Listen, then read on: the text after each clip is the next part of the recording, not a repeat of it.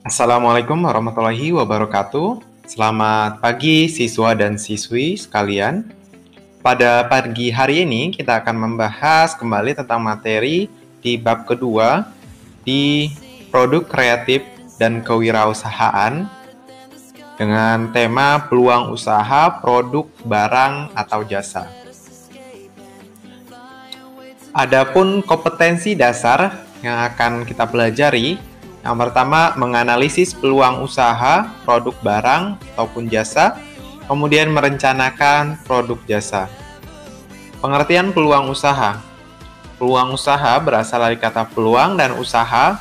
Peluang dalam bahasa Inggris yaitu opportunity atau kesempatan, sedangkan usaha adalah tindakan atau kegiatan yang dilakukan, sehingga peluang usaha dapat diartikan adalah kesempatan yang ada untuk bisa dimanfaatkan dalam memperoleh sebuah keuntungan bagi seorang wirausaha atau wirausahawan. Adapun macam-macam peluang usaha.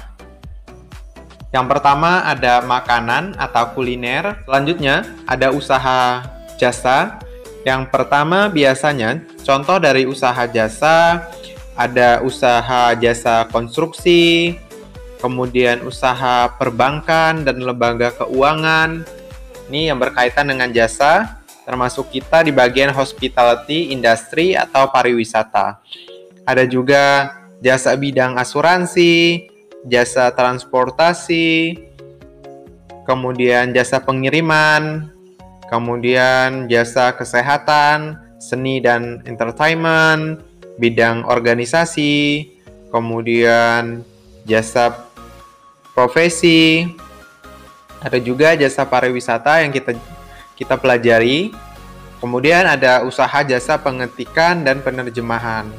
Nah, itu berbagai macam jenis usaha jasa. Kemudian ada juga usaha ternak.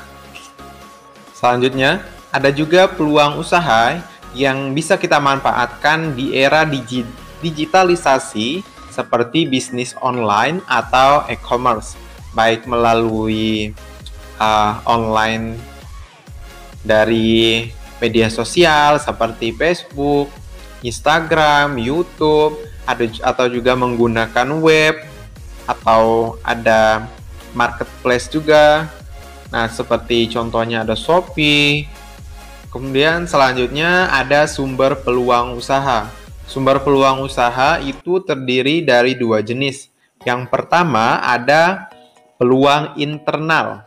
Nah, peluang internal ini yang berasal dari diri masing-masing setiap orang.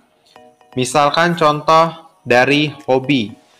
Adapun sumber peluang usaha dari internal, selain dari hobi, kemudian ada keahlian, kemudian latar belakang pendidikan dan pengetahuan, selanjutnya ada pengalaman, kemudian ada juga peluang dari eksternal. Peluang dari eksternal, yang pertama ada lingkungan keluarga, kemudian ada lingkungan rumah.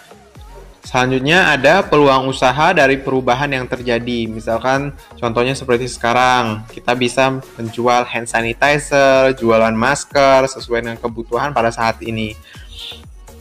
Selanjutnya ada juga peluang dari konsumen.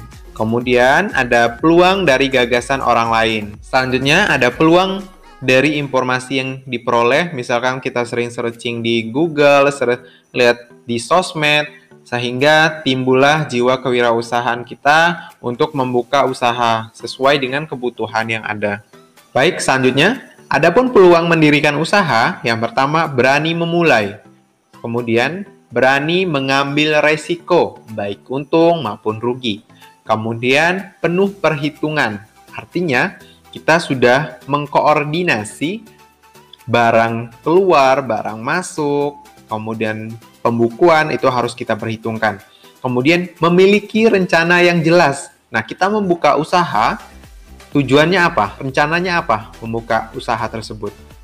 Nah, kemudian tidak cepat puas dan putus asa. Kemudian optimis dan penuh keyakinan. Ya, kemudian memiliki tanggung jawab. Di dalam usaha yang kita jalani, kita harus bertanggung jawab. Yang terakhir, kita harus memiliki etika dan moral.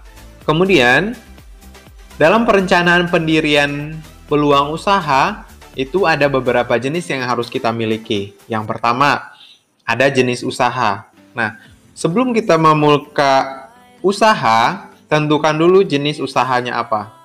Usaha kuliner, atau usaha jasa. Selanjutnya, ada lokasi usaha, kita harus tentukan, harus strategis. Kemudian, besarnya modal. Ketika kita membuka usaha, kita harus tentukan dulu modalnya berapa. Kemudian, supaya kita bisa menyesuaikan dengan kemampuan yang kita miliki dengan usaha yang akan kita bangun. Kemudian, ada proyeksi laba rugi. Kemudian, strategi bisnis. Ada evaluasi berkala terakhir. Jadi, setiap mingguan atau bulanan kita harus mengevaluasi bagaimana prospek usaha yang kita jalani. Proyeksi laba rugi. Nah, ini berkaitan dengan berapa keuntungan yang kita inginkan atau yang kita targetkan di bulan itu yang harus kita catat di proyeksi laba rugi, target per bulan, untung ruginya harus kita catat. Selanjutnya ada strategi bisnis, dalam artian kita harus menyusun usaha kita mau berbentuk seperti apa. Silakan mau dipakai untuk online, kemudian brosur, kemudian diposting di media sosial usaha yang kita jalani, kemudian evaluasi secara berkala. Jadi misalkan bulanan atau mingguan kita selalu mendata atau mendrap usaha yang kita jalani apakah berkembang, kemudian apa yang kurang setelah kita jalani usaha. Kalau misalkan bagus, bagaimana di bulan selanjutnya usaha kita tetap berjalan bagus. Adapun cara mendapatkan ide usaha, yang pertama, melakukan riset produk dan bisnis. Produk apa yang dibutuhkan. Kemudian belajar dari sukses bisnis orang lain. Ya, ini bisa kita pelajari, misalkan membuka browsing di Google, orang-orang yang sukses, kemudian atau orang yang di sekeliling kita sudah memulai duluan usaha yang sudah sukses, bisa kita manfaatkan ilmu dan kita mengambil ilmu dari mereka. Kemudian ambil manfaat dari masalah personal. Kemudian belajar dari masalah orang lain, amati tren, munculkan ide kreatif dengan off the box thinking, berpikir di luar kotak. Kemudian yang pastinya kita harus rajin-rajin membaca, baik majalah, buku, mading. Selanjutnya, adapun strategi usaha, yang pertama, selalu melihat dan meninjau peluang usaha dan modal apa yang kita punya dan sekiranya mampu kita lakukan. Kemudian, kita mencari tahu informasi seputar peluang usaha pada orang yang sudah sukses dalam berbisnis. Kemudian, selalu berteman dan mengambil ilmu berbisnis dengan orang yang sudah sukses pada usahanya. Kemudian mencari informasi di internet maupun buku, selalu percaya diri dan tidak menyerah untuk mengembangkan ide kreatif berwirausaha. Sebelum kita memulai suatu usaha, membuka usaha, kita bisa melakukan analisis terlebih dahulu.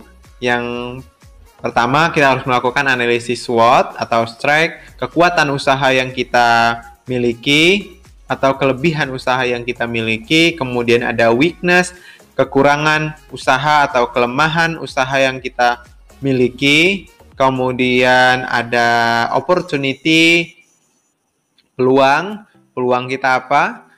Kemudian threat ini ancaman yang akan terjadi jika kita membuka usaha. Jadi analisis SWOT ini harus kita pahami. Adapun yang menggunakan rumus 5W plus 1H. Yang pertama ada what atau apa. Apa jenis usaha yang akan kita bangun. Kemudian why, mengapa kita membuka usaha tersebut. Kemudian ada who, siapa yang akan terlibat dalam usaha ini. Tentunya diri kita sendiri. Yang pertama personal. Kemudian ada when, kapan akan memulai suatu usaha tersebut. Kemudian where. Kemudian ada where ini di mana kita akan membuka usaha. Yang terakhir ada how, bagaimana cara memulai usaha. cara melaksanakan kegiatan usaha atau produksi usaha.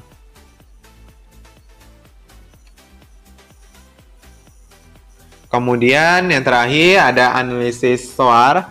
Yang pertama ada S, itu strike sama kekuatan usaha yang akan kita jalani apa. Kemudian ada O, opportunity atau peluang dari usaha yang kita bangun ini apa.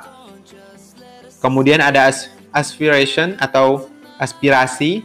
Kemudian ada result ini adalah hasil dari kita berwirausaha apa. Halnya, apa manfaat pemetaan peluang sebelum kita melakukan atau memulai dan membuka suatu usaha? Tentunya untuk mengatur dan mengetahui segala sesuatu yang akan terjadi ketika melakukan usaha atau membuka suatu usaha.